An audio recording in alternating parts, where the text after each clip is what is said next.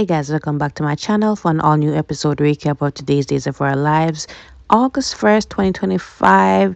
We are in a new month, so let's see what days have in store for all of us viewers. Happy Emancipation Day to my country, Jamaica. Let's get into the recap, right? So, we start off with EJ, who is still thinking about what his mom said about his father being possibly alive. Gwen did come in for a short scene with EJ, and she overheard what Susan was saying, and she said, it's better to probably see if he's alive than to talk to the portrait. So, he explains that, his mom is now being a medium in training, and, Gwen was surprised to hear that. And he was telling her that, look, if Stefano was really alive, he would never approve of her moving in and not paying rent or anything like that, just because she is married to a long lost cousin that he has no awareness of, right? So she begs to differ, but that was really it with them. Rita comes in with the budget report, and at some point, remember that Chad and Kat are stuck in the elevator, unbeknownst to everybody else. But Sarah wanted to go to the elevator to use it, and she called EJ because, again, EJ is the man responsible for the hospital. And she complained to him like, look, you fired the maintenance people, and now the elevator is giving problems. And he's saying, like, I will send somebody out first thing in the morning. So she said, like, what are we supposed to do in the meantime? So he said, like, use the stairs, it's more healthier. So it was being condescending, being an ass as usual. And she said, it makes me think that I should have voted for who. And he said, go ahead, say it, you're Neanderthal, you never do well, husband. But you just gotta live with it. It is what it is, right? So, EJ, you were being a jerk, an asshole for that, right? Because now your brother and Kat are stuck in the elevator, and all because of your budget cuts and what you're doing causing that problem. So at some point, he tells Rita about what his mom said about Stefano being alive, because Rita can feel Stefano's presence, and they reminisce about Stefano back in the day.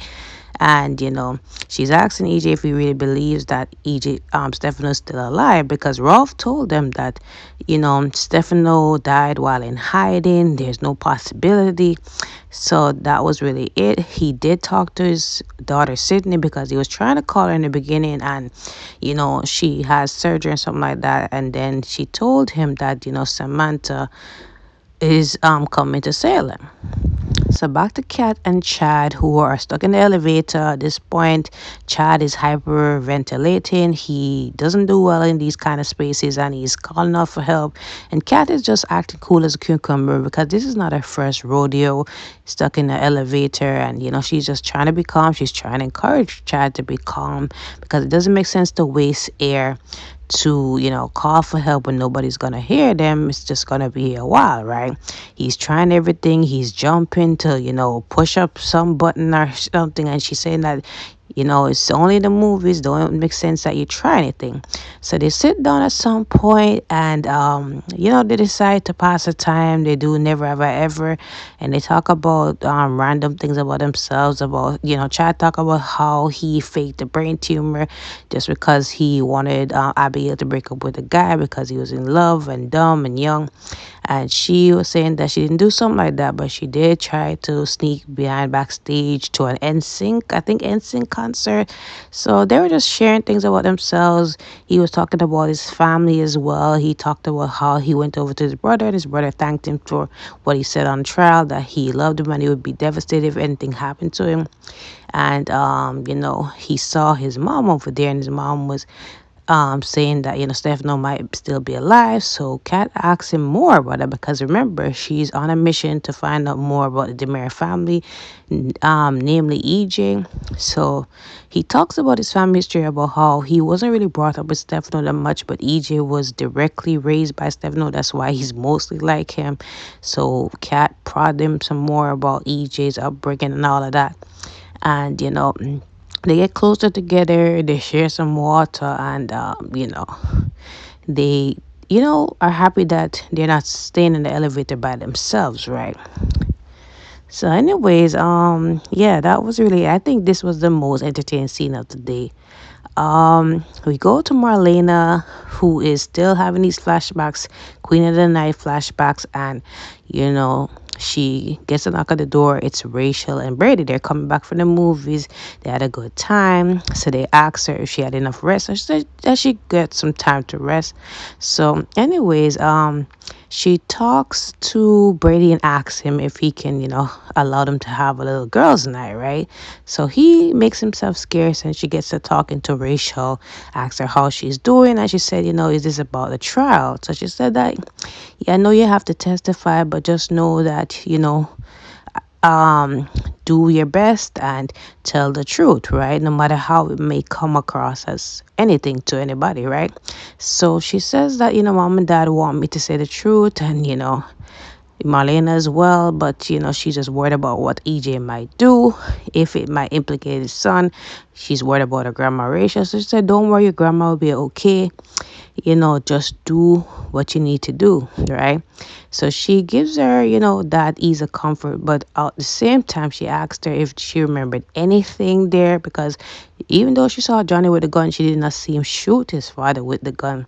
So she said, no, I don't remember nothing, but I feel like there's more to the story that Rachel is hiding, or she's afraid of, or she wants to bury it, but let's just leave it alone for now, right?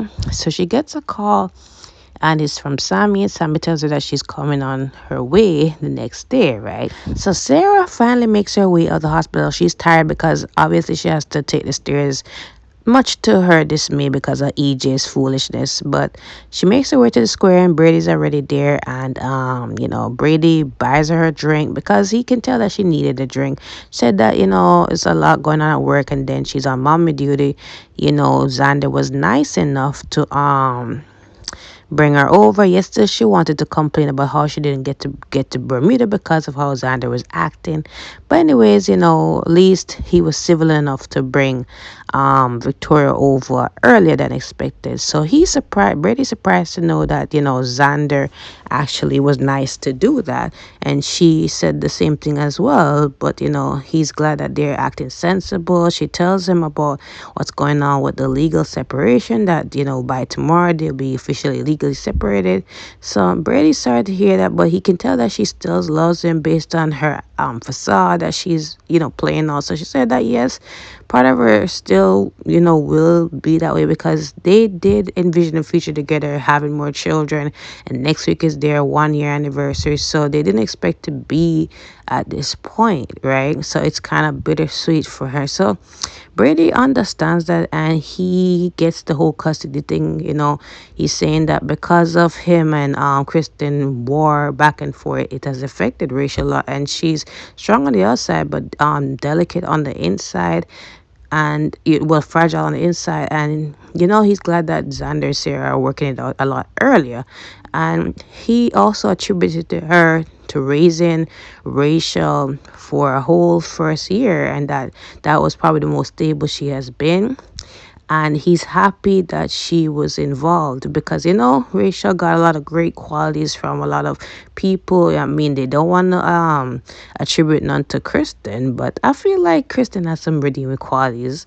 I don't know, I mean, she has that wit about her. I think Rachel get it from her. But anyways, they hugged, and at some point Xander did walk out to see them with Gwen. So speaking of Xander and Gwen, Xander is there having a meal by himself, and Gwen comes over and like dining alone. So he said, yeah, I'd like to just enjoy my solitude. And she still invites herself, even though he just wants to be alone. He's saying it's better than drinking alone. So she said that, I don't think you mean that, and it's never really fun to be by yourself. So she invites herself over, much to his dismay. And she's there talking about how things were used to be between them, and how she misses that. And he's saying that it's kind of not a great time because even though he had a great bonding time with his daughter, he's getting legally separated from Sarah the next day. And she said, you know what, You always try to put on this good boy facade for Sarah, and it never works out. You need to be your true self. We were always getting into mischief together. We were always better for each other than you and Sarah. And he's trying to just, lull her out and, talk to the waiter. But she is saying some facts. Like, at the end of the day, he was trying his best to make an impression on Sarah. And he always had to be fighting for her approval, which I don't think you should do that in a relationship. But at the same time, Gwen is behaving like a pick me over there because, like, come on, girl, pick up your dignity, right? So, I mean, it was just really embarrassing to see, but that was it today, guys. I mean, nothing much to this episode. I guess we'll see what happened next week. Don't forget to like, follow, subscribe to my channel. I will see you guys next week. Have a wonderful weekend.